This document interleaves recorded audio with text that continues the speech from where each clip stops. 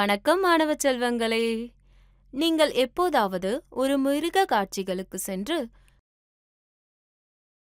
ஒட்டகச் சிவிங்கி மற்றும் அதன் நீண்ட கழுத்தை கவனித்திருக்கிறீர்களா? அதற்கு ஏன் நீண்ட கழுத்து? இதற்கான பதிலை இங்கே காணலாம். மாறுபாடு என்பது அவர்களின் பெற்றோருடன் ஒப்பிடும்போது சந்ததியினரின் குணாதிசயங்களில் உள்ள வேறுபாடு மற்றும் பெறப்படலம் அல்லது மரபுரிமையாக இருக்கலாம் என்பது உங்களுக்கு தெரியும்.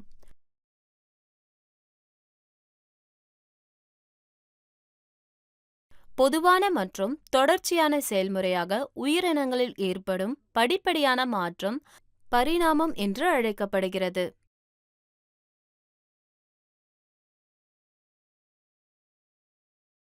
நான் மற்றும் இந்த காணொளியில் 10ஆம் வகுப்பு உயிரியல் பாடத்திலிருந்து பரம்பரை மற்றும் பரிணாமம் என்ற பாடப்பகுதியில் பரிணாம கோட்பாடுகள் என்ற தலைப்பை அறிமுகப்படுத்துகிறேன்.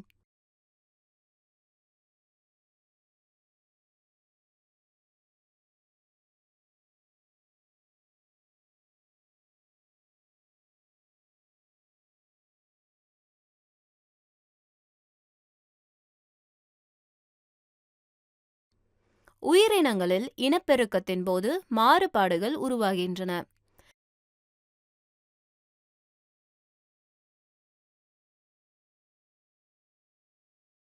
பாலியல் இனப்பெருக்கம் மற்றும் டிஎன்ஏ நகலெடுக்கும் பிழைகள் மக்கள் தொகையில் சந்ததி மற்றும் மாறுபாடுகளுக்கு வழிவகுக்கும்.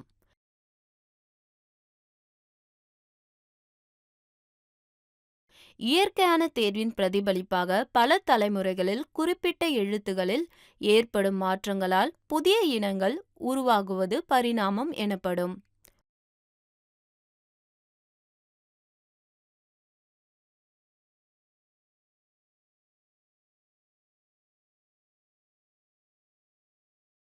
லாமார்க் மற்றும் டார்வின் முன்மொழிந்த பரிணாம கோட்பாடுகள் மூலம் நிகழும் இயற்கை மாற்றங்கள் விளக்கப்பட்டுள்ளன.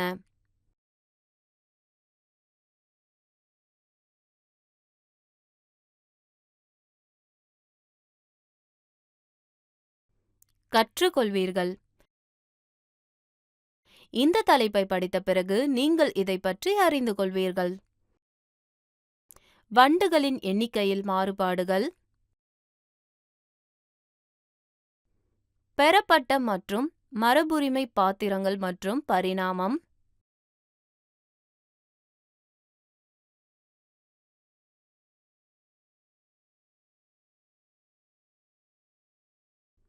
லாமார்க்கிசம்,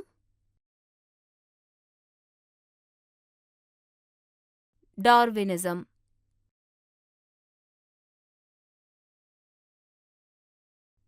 முக்கிய வார்த்தைகள்: மாறுபாடுகள், பரிணாமம், வண்டுகள், மரபணு சறுக்கல்,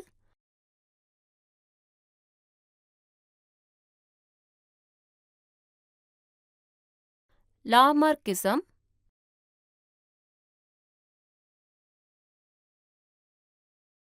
டார்வினிசம்,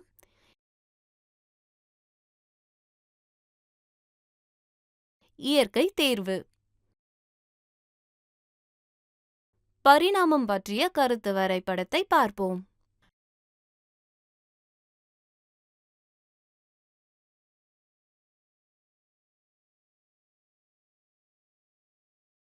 வண்டுகளின் எண்ணிக்கையில் வேறுபாடுகள். பூச்சிகளின் எண்ணிக்கையில் ஏற்படும் மாறுபாடுகளின் விளைவுகளை படிக்க முயற்சிப்போம்.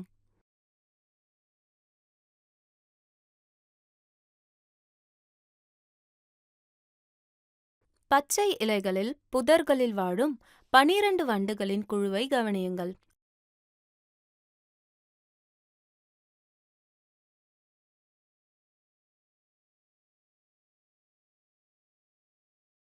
அவர்களில் மக்கள் தொகை பாலியல் இனப்பெருக்கம் மூலம் வளரும் மற்றும் மக்கள் தொகையில் மாறுபாடுகளை உருவாக்கும்.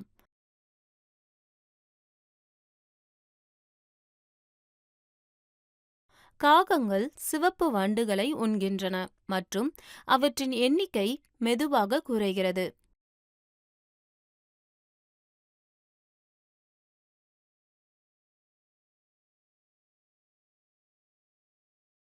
இனப்பெருக்கத்தின் போது ஒரு வண்ண மாறுபாடு ஏற்படுகிறது.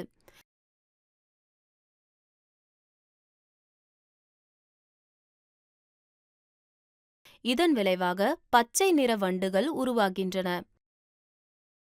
மேலும் இந்த பச்சை நிற வண்டு அதன் நிறத்தை அதன் சந்ததியினருக்கு அனுப்புகிறது மற்றும் அனைத்து சந்ததியினரும் பச்சை நிறத்தில் தோன்றும்.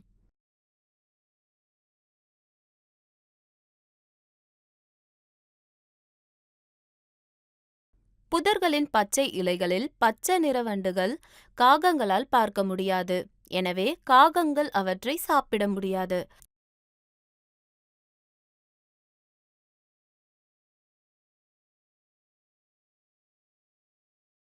ஆனால் காகங்கள் சிவப்பு வண்டுகளை பார்த்து அவற்றை உண்ணும். இதன் விளைவாக சிவப்பு நிறத்தை விட பச்சை வண்டுகள் அதிகமாக உள்ளன. அவை அவற்றின் எண்ணிக்கையில் குறைக்கப்படுகின்றன. பச்சை நிறத்தின் மாறுபாடு சிவப்பு வண்டுகளை விட பச்சை வண்டுகளுக்கு உயிர் வாழும் நன்மையை அளித்தது. வேறு வார்த்தைகளில் கூறுவதானால், இது இயற்கையான தேர்ந்தெடுக்கப்பட்டது மற்றும் காகங்களால் பயன்படுத்தப்பட்டது.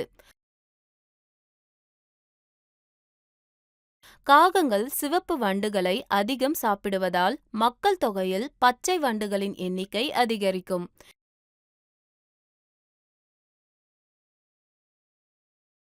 இவ்வாறு இயற்கை தேர்வு வண்டுகளின் மக்கள் தொகையில் பரிணாமத்தை வழிநடத்துகிறது.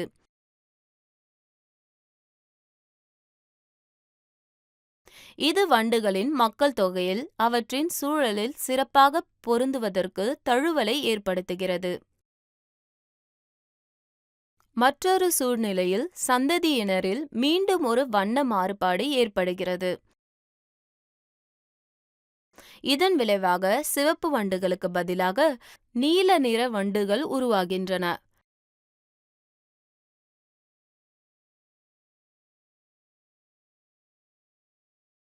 நீல நிறம் அனைத்து சந்ததியினருக்கும் அனுப்பப்படலாம்.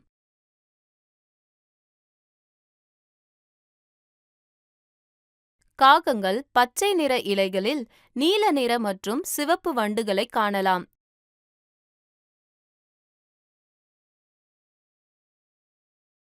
எனவே காகங்கள் சிவப்பு மற்றும் நீல நிற வண்டுகளை சாப்பிடலாம்.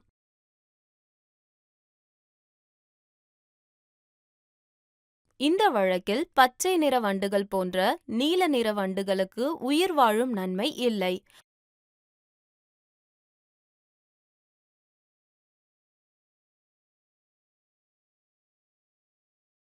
ஆரம்ப மக்கள் தொகையில் சில நீல வண்டுகள் மற்றும் அதிக சிவப்பு வண்டுகள் உள்ளன.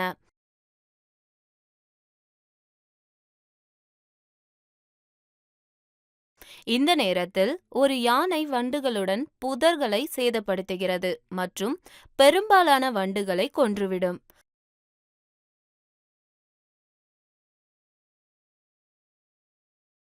தற்செயலாக சில நீல வண்டுகள் மட்டுமே உயிர் பிழைத்தன. மேலும் நீல வண்டுகளின் எண்ணிக்கை மெதுவாக அதிகரித்தது. இவ்வாறு சில நேரங்களில் மக்கள் தொகையின் சில பண்புகளில் மாற்றங்கள் தற்செயலாக ஏற்படலாம்.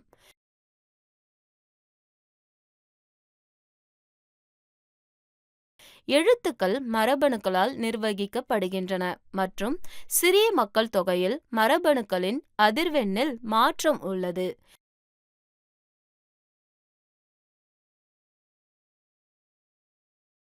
இது மரபணு மிதப்பு என்று அழைக்கப்படுகிறது, மேலும் இது மக்கள் தொகையில் பன்முகத்தன்மையை வழங்குகிறது.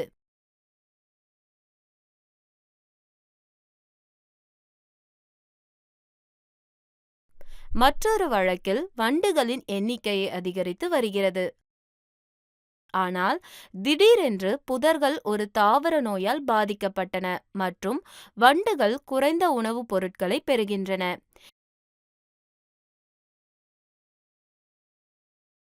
எனவே வண்டுகள் போதிய ஊட்டச்சத்துக்கள் இல்லை மற்றும் வண்டுகளின் எடை குறைகிறது. இன்னும் அவற்றின் மரபணு டிஎன்ஏவில் எந்த மாற்றமும் ஏற்படாது.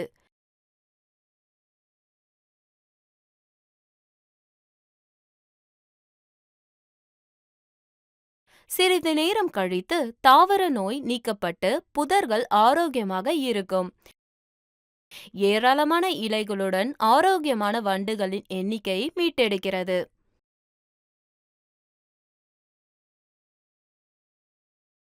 பெறப்பட்ட மற்றும் மரபுரிமை பெற்ற பாத்திரங்கள் மற்றும் பரிணாமம்.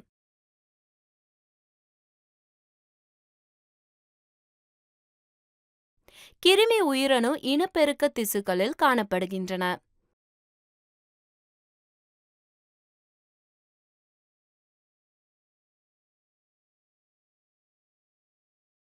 பட்டினியில் வண்டுகளின் எடை குறைந்தால் அது கிருமி உயிரணுக்களின் டிஎன்ஏவை மாற்றாது.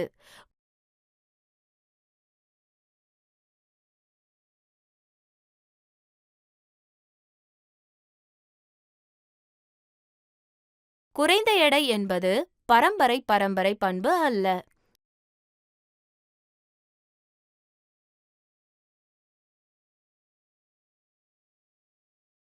சில தலைமுறை வண்டுகள் பட்டினியால் தங்கள் எடையை இழந்தாலும்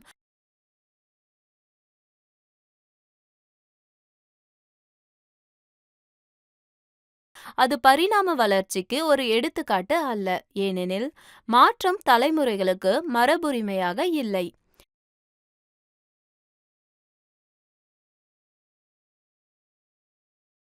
இனப்பெருக்கம் செய்யாத திசுக்களில் ஏற்படும் மாற்றத்தை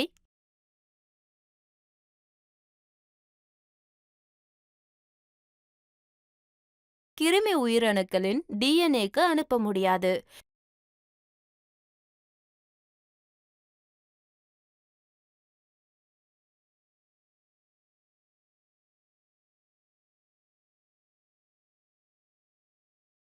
எனவே ஒரு தனிநபரின் வாழ்நாளில் அனுபவங்களை சந்ததியினருக்கு அனுப்ப முடியாது, மேலும் பரிணாமத்தை வழிநடத்த முடியாது.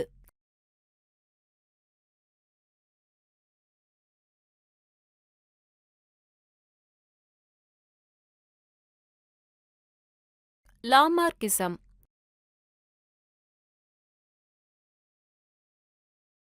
பரிணாம கோட்பாட்டை முன்மொழிந்த முதல் நபர் ஜீன் பாப்டிஸ்ட் லாமார்க் ஆவார்.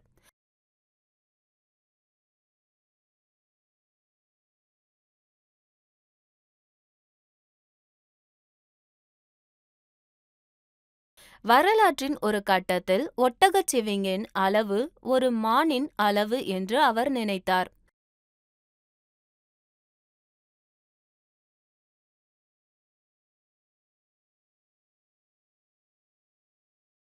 தரையில் உணவுப் பொருட்களின் பற்றாக்குறை மற்றும் மரங்களின் கீழ் கிளைகளை அடைய ஒட்டகச் சிவிங்கிகள் தங்கள் கழுத்தை நீட்டத் தொடங்கின.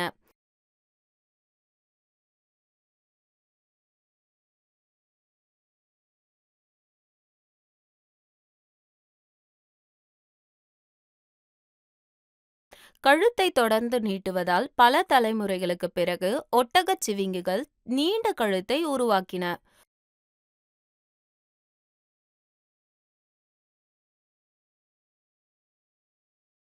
ஒரு உயிரினத்தின் வாழ்நாளில் உருவாகும் இத்தகைய குணாதிசயங்கள் பெறப்பட்ட பண்புகள் என்று அழைக்கப்படுகின்றன.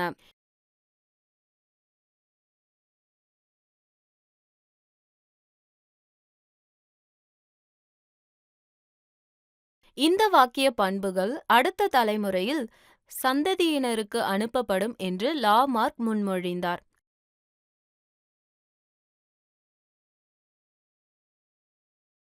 லாமார்க் ஒட்டகச் சிவிங்கிகளில் கழுத்து மற்றும் முன்கைகளின் நீளம்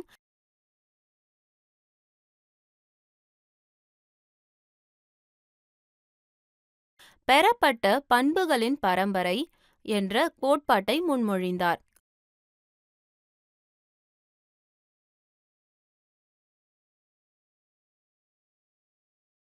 ஆனால் அகஸ்டஸ் வெய்ஸ்மன்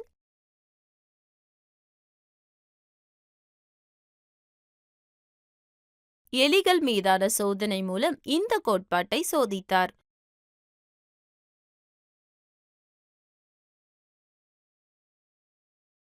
அவர் பெற்றோர் எலிகளின் வால்களை அகற்றி அவற்றின் சந்ததிகளை வாலுடன் சாதாரணமாக இருப்பதை கவனித்தார்.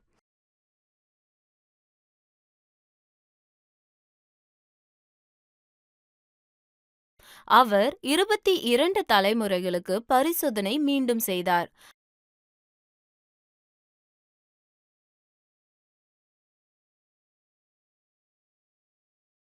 ஆனால் இன்னும் சந்ததியினரின் வாள்களுடன் சாதாரணமாக இருந்தனர். உடல் மாற்றங்கள் மரபுரிமையாக இல்லை, சந்ததியினருக்கு அனுப்பப்படாது என்பதை அவர் நிரூபித்தார். டார்வினிசம்.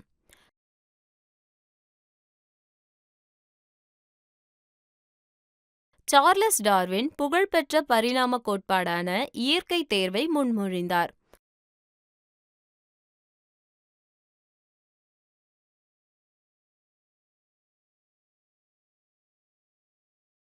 சார்லஸ் டார்வின் இங்கிலாந்தில் பிறந்தார். அவர் HMS பீகல் கப்பலில் 5 வருடங்கள் பயணம் செய்தார்.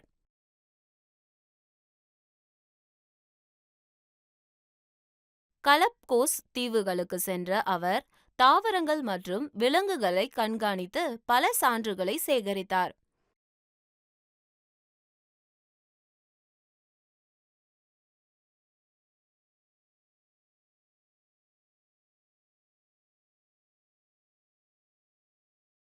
கலாப்கோஸ் தீவுகளில் கட்டமைப்பில் பன்முகத்தன்மையுடன் தொடர்புடைய பீஞ்ச் பறவைகளின் சிறிய குழுவை டார்வின் கவனித்தார்.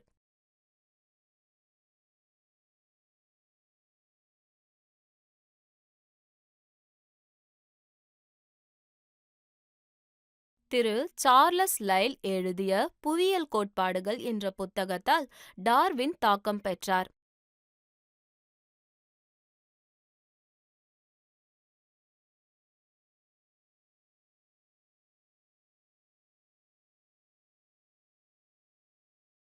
புவியியல் மாற்றங்கள் ஒரே மாதிரியான விகிதத்தில் நிகழ்ந்தன என்று லைல் பரிந்துரைத்தார்.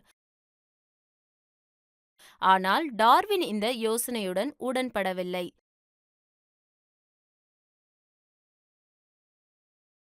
சிறிய மாற்றங்கள் குவிந்தால் பெரிய மாற்றங்கள் ஏற்பட்டதாக அவர் உணர்ந்தார்.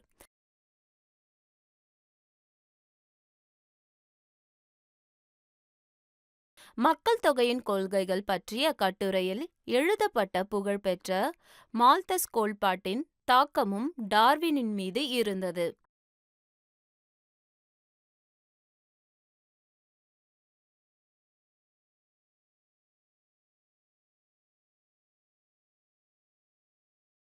மக்கள் தொகை வடிவியல் முன்னேற்றத்தில் வளர்வதை மால்தேஸ் கவனித்தார். அதே சமயம் உணவு ஆதாரங்கள் எண்கணித முன்னேற்றத்தில் அதிகரிக்கின்றன.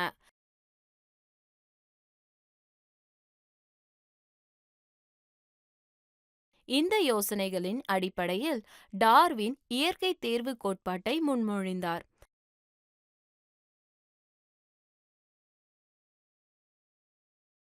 அதாவது எந்த உயிரினம் இயற்கையில் உயிர் வாழ வேண்டும் அல்லது அழிய வேண்டும் என்பதை இயற்கை மட்டுமே தேர்ந்தெடுக்கிறது அல்லது தீர்மானிக்கிறது மற்றும் அது தகுதியான உயிர் என்று அழைக்கப்படுகிறது.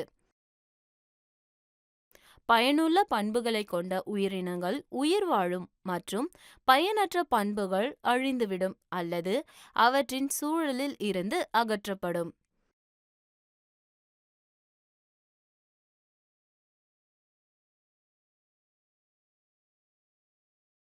ஆல்ஃபிரட் ரசல் வாலஸ் கூட இயற்கையான தேர்வு புதிய உயிரினங்களின் தோற்றத்திற்கு பங்களித்தது என்று சுயாதீனமாக முடிவு செய்தார்.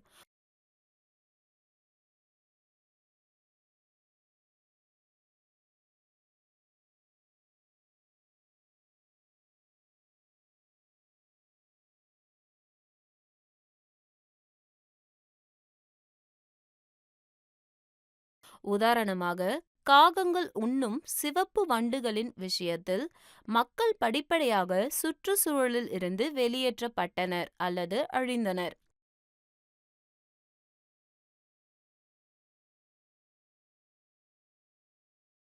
ஆனால் அதே நேரத்தில் பச்சை இலைகளில் இருக்கும் பச்சை வண்டுகள் காகங்களால் கவனிக்கப்படவில்லை.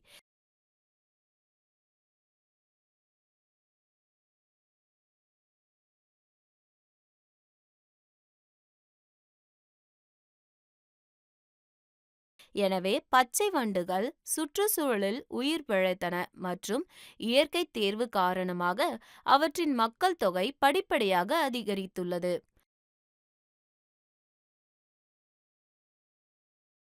சார்லஸ் டார்வின் மற்றும் ஆல்ஃபிரட் வால்ஸ் இருவரும் இணைந்து இயற்கை தேர்வு பற்றிய ஜேர்னல் ஆஃப் லினைன் சொசைட்டியில் ஒரு கட்டுரையை வெளியிட்டார்.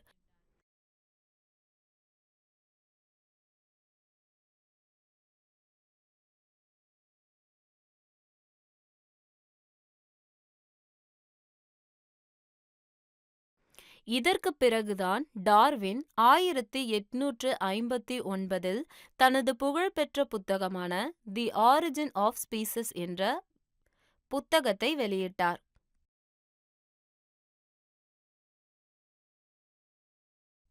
டார்வின் கோட்பாட்டின் அனுமானங்கள்.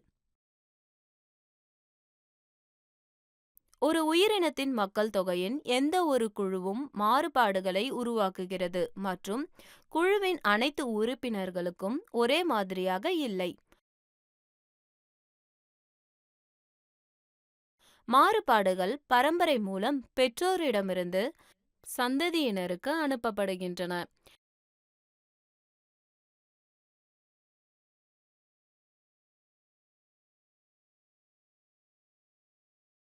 இயற்கையான தேர்வின் மூலம் அதிகப்படியான சந்ததியினர் எந்த ஒரு மக்கள் தொகையிலும் உயிர் வாழ்வதற்கான நிலையான போராட்டத்திற்கு வழிவகுக்கிறது.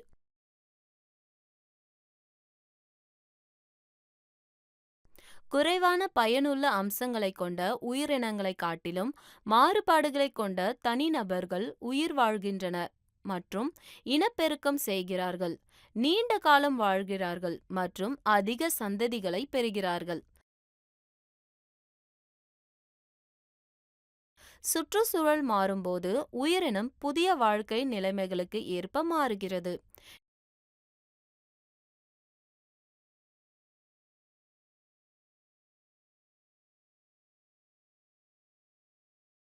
நீண்ட காலமாக ஒரு உயிரினத்தின் ஒவ்வொரு இனமும் பல மாற்றங்களை குவிக்க முடியும்.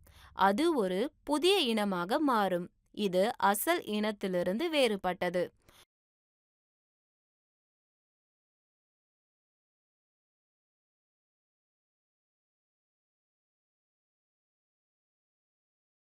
டார்வின் கோட்பாட்டிற்கு சில வரம்புகளும் எதிர்ப்புகளும் உள்ளன.